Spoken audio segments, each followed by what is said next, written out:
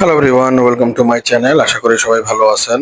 আজকে ইনশাল্লাহ buyer related একটা ভিডিও বানাচ্ছি যে বায়ার আমরা কিভাবে ডিল করি, বায়ারগুলোর সাথে আমাদের কিভাবে ডিল হয়, কিভাবে কন্ট্রাক্ট হয়, কিভাবে তাদের সাথে আমরা পেমেন্ট নিয়ে আলোচনা করি, এই সমস্ত জিনিস নিয়ে। তো এক ভাই বায়ার রিলেটেড 3টা কোশ্চেন করছিলেন। তার মধ্যে প্রথম কোশ্চেনটা ছিল হচ্ছে যে মার্কেটে প্রচুর প্রতিযোগিতা থাকা সত্ত্বেও বায়ারদের সাথে কিভাবে ডিল করেন, লং টার্ম কোনো চুক্তিপত্র থাকে কিনা, বায়ার কিভাবে সংগ্রহ করা হয়, টেন্ডার প্রসেসে অংশ নিতে হয় কিনা, প্রথম প্রশ্ন ছিল। সো মার্কেটে প্রচুর প্রতিযোগিতা থাকা সত্ত্বেও বায়ারের সাথে কিভাবে আমরা ডিল করি বা বায়ার কিভাবে পাই। আসলে কি মার্কেটে মনে করেন আমি একটা জিনিস বলছিলাম যে বাংলাদেশের ফ্রুটস এবং ভেজিটেবল মার্কেটে যে খুব একেবারে কম্পিটিশন ব্যাপারটা এরকম না। খুব সীমিত সংখ্যক ভেজিটেবল এবং ফ্রুটস এক্সপোর্টার আছেন বাংলাদেশে। সাপোজ আপনি যদি বলেন যে ইউরোপ সেক্টরে 15 জন আছেন যারা রানিং এক্সপোর্ট করতেছেন, এবং মিডল ইস্টেও 15 জন থেকে 20 জন, বা মিডল ইস্টে একটু বেশি 30-40 জন আছেন যারা রানিং বিজনেস করতেছেন। লাইসেন্স হোল্ডার হাজার হাজার পাবেন, হয়তো বা 5,000 জন, পুরো বাংলাদেশে 5-6 হাজার বা 10-15 হাজার 20,000 লাইসেন্স হোল্ডার আছেন। বাট এক্সপোর্ট রেগুলার করতেছেন আপনি, এটা 100 জনও হবে না, হয়তো বা 50-60 জন হইতে পারেন যারা রেগুলার শিপমেন্ট করে যাচ্ছেন। তো বেসিক্যালি বায়ার, বিদেশের বায়ার গুলা খুব ফ্যামিলিয়ার হয়ে থাকেন। যেমন আমি আমারটা বলি, আমার আব্বু যখন ইন্তেকাল করে, আব্বুর যারা সেলার ছিলেন, মানে আব্বু তো এখান থেকে হোলসেল আমরা সরাসরি এক্সপোর্ট করতাম, ওইখানে আব্বুর যে সেলার ছিল কয়েকজন, মক্কাতে 2-3 জন ছিল, তারপর জেদ্দাতে 2-3 জন ছিল, আব্বুর সেলারদেরকে আব্বু মাল ডেলিভারি দিয়ে দিতেন গাড়ি দিয়ে। তো বেসিক্যালি তারা তাদের সমস্ত খুচরা দোকানদার হোক বা যেটাই হোক, যেখান থেকে অর্ডার নিত ওখানে দিয়ে দিত।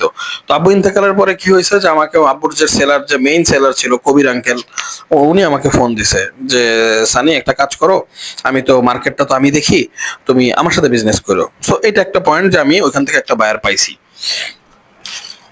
ঠিক আমরা মনে করেন যে আমরা যেমন বিদেশেও জানা থাকে যে ধরেন আমাদের পাশে একটা গোডাউন আছে, তারা মনে করেন যে অস্ট্রেলিয়া বলতেছে, তারা ধরেন কাতারে এক্সপোর্ট করে।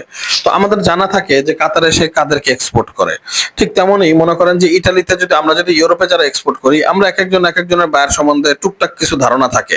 ঠিক তেমনই বায়াররাও জানে যে বাংলাদেশ থেকে কারা কারা মাল করে। ধরেন একটা মার্কেট, সেই মার্কেটের মধ্যে মনে করেন যে 5টা পার্টির মাল যায়, ওই 5টা বাংলাদেশ থেকে, এই 5টা এক্সপোর্টার কারা, ওই একজন বায়ার ওই 5জনকেই, ফোনে কথাবার্তা হয় না, বাট ওই 5জন ইম্পোর্ট এক্সপোর্টারকে তারা নামে হিসেবে জানে। সাপোজ মক্কাতে যখন আমরা মাল করি, তখন মক্কার অন্যান্য 5-6 জন যারা বায়ার, তারা জানে যেটা রহিম সাহেবের ছেলে সানি মাল পাঠাইতেছে, কারণ বাস্কেটের গায়ে লেখা থাকে, মার্কা দেওয়া থাকে, নাম্বার দেওয়া থাকে, নাম লেখা থাকে, অনেক কিছু থাকে। সো ওই হিসাবে যে সাধারণত এই লং টার্ম মানে এই কম্পিটিশনের যুগেও আপনি যখন ফিল্ডে আসলে নামবেন, তখন ফিল্ডে নামলে তখন মনে করেন যে আসলে বায়ারদের চোখে আপনি অটোমেটিক আইসা পড়বেন। তখন বায়ার নিজেও জানবে যে না, এরকম একটা পার্টি আছে যারা কিনা রেগুলার এক্সপোর্ট করতেছে, এটা সৌদি আরব হোক বা ইউরোপ হোক। এবং বায়ারদের সাথে ডিলিং এর ক্ষেত্রে এটাই যে বায়াররা যখন ফোন দেয় তখন আমরা ডিল করি, কথাবার্তা বলি, তখন মনে করেন যে বায়ারের সাথে এভাবেই ডিল হয়। আর সাধারণত এভাবে বায়ার গুলা যে আপনার জানা পরিচিত হয়ে যায়। আপনি আরেকটা জিনিস হতেছে যে আপনি যদি মাঠে না নামেন, আপনার প্রোডাক্ট নিয়ে যদি আপনি মার্কেটিং শুরু না করেন বা মাঠে না নামেন, ওই ক্ষেত্রে আসলে বায়ার পাওয়া খুবই টাফ। তো আপনি ফেসবুক মার্কেটিং বা যে কোনো একটা জিনিস আপনার করতে হবে, হয়তো আপনার ভ্লগ দেখে আসবে, বা হয়তো আপনার আর্টিকেল দেখে আসবে, বা হয়তো আপনার পরিচিত আপনি, আর যদি আপনার যদি নতুন হন তাদের জন্য, আর যদি পুরান হন তাহলে তো আপনাকে মুখ পরিচয় হিসেবে আসবে। যেমন আমি ইটালিতে একটা আমার বড় একটা বায়ার, উনি জাস্ট আমার একটা ভিডিও দেখে আসছে এবং আমি তখন ওই মার্কেটে অলরেডি মাল দিচ্ছি। উনি তখন আমার মার্কা দেখছেন, আমার ফোন নাম্বার নিছেন। তো আমি যাদেরকে মাল দিচ্ছিলাম তাদের সাথে কথা বলে আমার ব্যাপারে খোঁজ খবর নিছেন, তারপর আমাকে পেমেন্ট করছেন অ্যাডভান্স। সো বেসিক্যালি এই জিনিসগুলো হয় যে বায়ার আপনার, যখন আপনি মার্কেটে থাকবেন বায়ার আরো বেশি আসে, আর মার্কেটে না থাকলে তখন মেসেজ, ফেসবুক হোক, ইনস্টাগ্রাম হোক, ইউটিউব হোক, এই সমস্ত জায়গায় যখন আপনি ভিডিও ক্রিয়েট করবেন, পোস্ট ক্রিয়েট করবেন, তখন এগুলা থেকে অনেক সময় বায়ার আসবে। তো বায়ার যখন ফোন দেয় তখন আমরা ডিল করি। তো এটার মধ্যে ছিল যে লং টার্ম কোনো চুক্তিপত্র থাকে কিনা। তো হ্যাঁ, লং টার্ম আমরা টোটালি ব্যাংকের রুলস অনুযায়ী আমরা মোটামুটি মিনিমাম 1 বছরের একটা কন্ট্রাক্ট থাকে। ব্যাংক সাধারণত 1 বছরের কন্ট্রাক্ট গুলাকেই গুরুত্ব দেয়। ব্যাংক সাধারণত 1 বছরের কন্ট্রাক্ট গুলাকেই গুরুত্ব দেয়। আপনি যখন বায়ারের সাথে কন্ট্রাক্ট করবেন, তো মিনিমাম 1 বছরের কন্ট্রাক্ট আপনার হইতে হবে, এবং করলে ভালো হয়। তো ওই 1 বছরে আপনার ওই কন্ট্রাক্টের মধ্যে থাকে যে আপনি কত শিপমেন্ট পর পর পেমেন্ট নিবেন, নাকি বায়ার আপনাকে অ্যাডভান্স পেমেন্ট করবে, বায়ারের ব্যাংকের ডিটেলস থাকে, আপনার ব্যাংকের ডিটেলস থাকবে, আপনি কোন কোন এয়ারপোর্ট দিয়ে মাল পাঠাবেন, আপনার মালের এইচএস কোড কি হবে, আপনার রেট কেমন থাকবে, একটা রেঞ্জ থাকে, ওই রেঞ্জটা দিয়ে দেওয়া হয়। তারপর হইতেছে যে আপনি যদি মাল খারাপ হয় আপনি ডিসকাউন্ট কি পরিমাণ দিবেন এবং আপনার কি কি কন্ডিশন থাকবে, ওভারঅল সমস্ত কিছু নিয়ে একটা কন্ট্রাক্ট মেইনটেইন করা হয় এবং ওই কন্ট্রাক্টটা বায়ার তাদের প্যাডে সিল সাইন করে পাঠায়। আমরা তখন এটা বাংলাদেশে সিল সাইন করে আমরা বাংলাদেশ ব্যাংকের ড্যাশবোর্ডে ওইটা আপলোড দিতে হয়। ওইটা আপলোড দেওয়ার পরে ওই কন্ট্রাক্টের এগেইনস্টে আমরা শিপমেন্ট শুরু করতে পারি।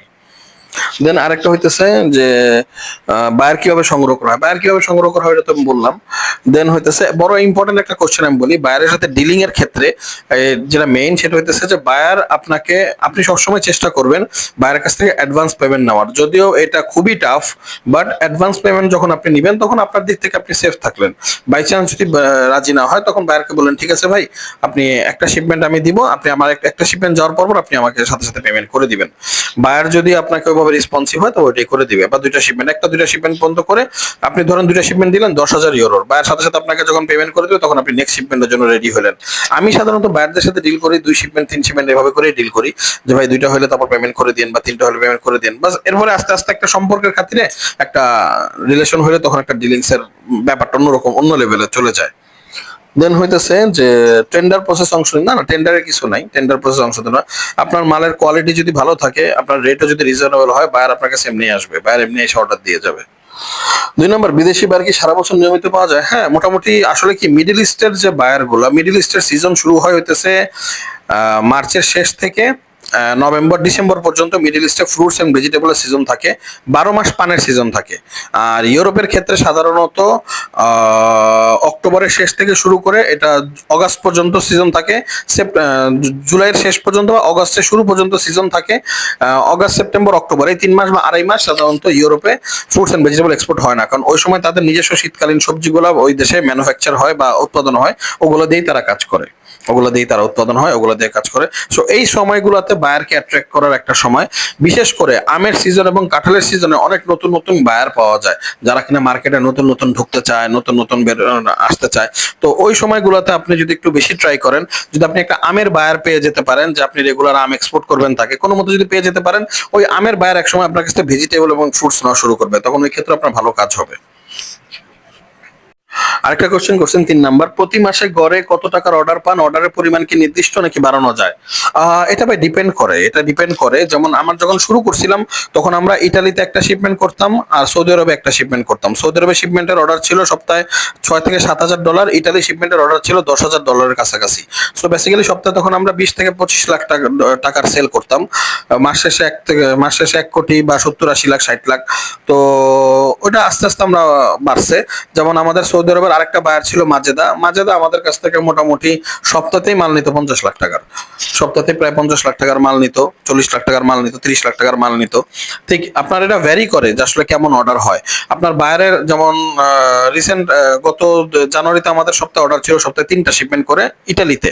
সপ্তাহে যদি 3টা শিপমেন্ট হয় তো এক সপ্তাহে দেখা যায় যে মাল চলে যায় 40 লাখ টাকার। আবার দাম্মামে ধরেন সপ্তাহে একটা করে শিপমেন্ট, আর সৌদি আরবে সপ্তাহে 2টা করে শিপমেন্ট। সৌদি আরবে সাধারণত সোমবার এবং বৃহস্পতিবার শিপমেন্ট পরে। সো ওভারঅল আপনার আসলে বায়ার আপনাকে শিডিউল করে দিবে।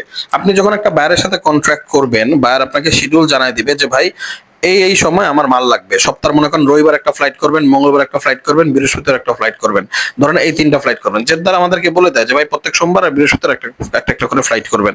সো এটা ভাবে বায়ার আপনাকে জানাই দিবে যে আপনার কন্ট্রাক্টটা কিভাবে হবে এবং আপনি কিভাবে মাল দিবেন। যেহেতু ভেজিটেবলস এবং ভেজিটেবল সাধারণত পচনশীল, সো আপনাকে ভেজিটেবলস এর অর্ডারগুলো রেগুলার থাকে, এগুলো 1 সপ্তাহ পর বা 2 সপ্তাহ পর এরকম হয় না।